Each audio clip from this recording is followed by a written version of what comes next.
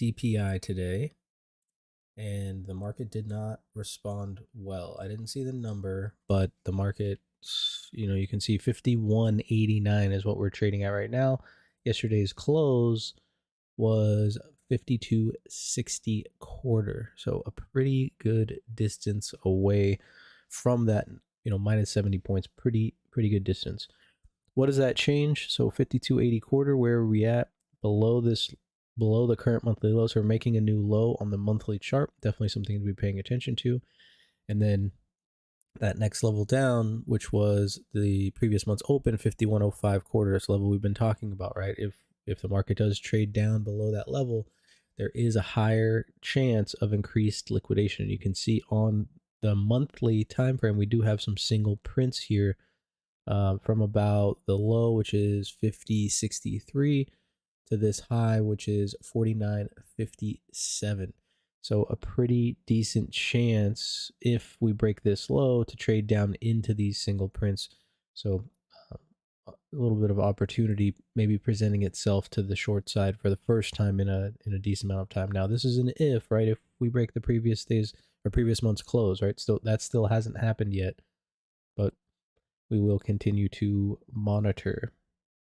Switching over to the weekly, you can see what's going to happen here is the weekly is going to be one time framing to the downside. We're going to trade below this level here. Most likely we're at 51.94. So, I mean, it's going to be close, but we're probably going to get a sign or signal or confirmation on the weekly that we are one time framing to the downside. First time we've seen it in a while. Last time we saw one time framing to the downside, most recent, I guess, was here.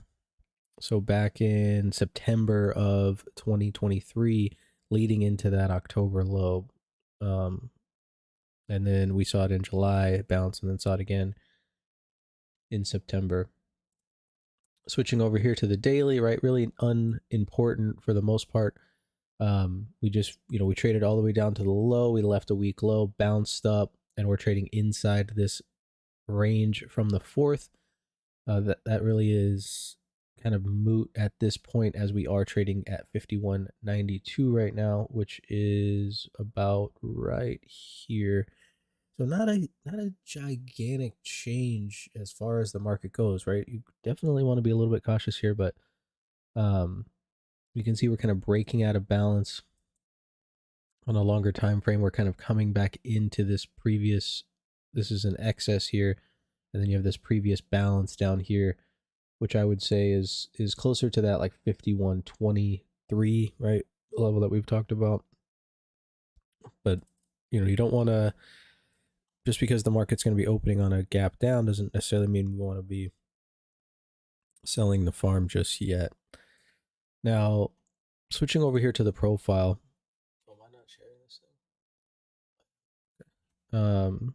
Switching over here to the profile, we can see that, overnight inventory obviously a little bit skewed here.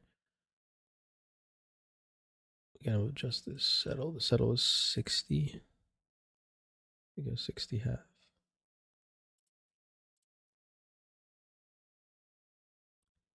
60 quarter. So you can see for the most part, overnight inventory is pretty much short at this point after the news. We do have some other news coming out today. We've got the FOMC minutes today. So that may shake up the market a little bit. Should be stale data, right? It's from last week anyways. It's just the actual notes from the meeting, so shouldn't be too much. We get Barkin. That's probably going to be the big mover today, 12:45, and then we've got the 10-year auction at 1. So around that time is probably going to be the biggest movers of the market, as we'll get Barkin's interpretation of that CPI meeting this morning. So,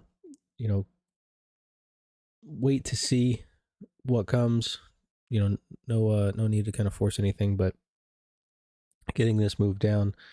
These are some prior settles that haven't been visited before, and now it looks like they have. So we'll go ahead and take them off. We did finish the cot yesterday, so let me pull that open. And so this is our completed COT report that we'll be getting on Friday. You can see that COT VPOC 52.53. The low was that 94, basically where the market's trading at right now. And then we had our no-go level at 30.50 and then at 90.25, which the market was unable to get above yesterday.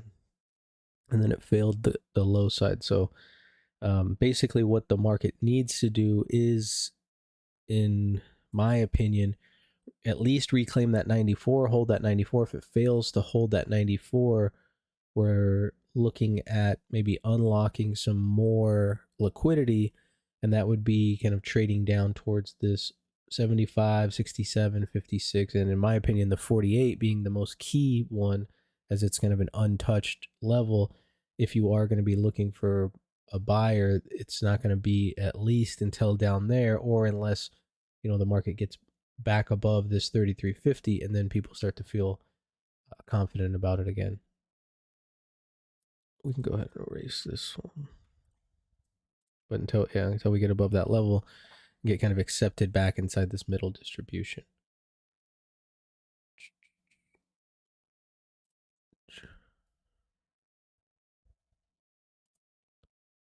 So as far as the plan goes today, really what we're looking for is probably going to be fading value. I think you're really looking at this low, right? Because we're going to be opening up on a gap. So fail to fill that gap really kind of gives you nice and easy shorts, I think. I mean, we traded right down to that prior COT VPOC, no surprise there, but I think the real target is down here towards that 48, like I said. If we get above or accepted back in yesterday's range, which would be here, basically up to like that 30.50, like I said, I think there is some cautious shorts in here, probably some nice fades that will set up. If we get above that level, I think you pretty much just want to flip, as most likely the market is going to trade back up to that COT VPOC, maybe to the settle, but probably up to that COT VPOC, as it's been such a key level.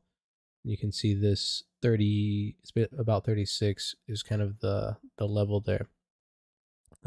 Inside here, back inside the lower end of yesterday's range, right? You can maybe expect some choppiness, but as long as it stays below that 30 level, that big ledge here, I think we're good to fade it back towards the previous day's low. And then if it stays below the previous day's low, obviously we've got some levels to the downside.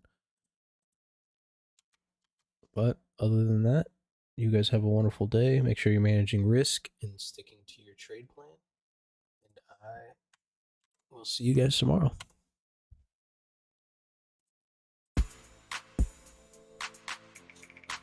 What's up, Buzz?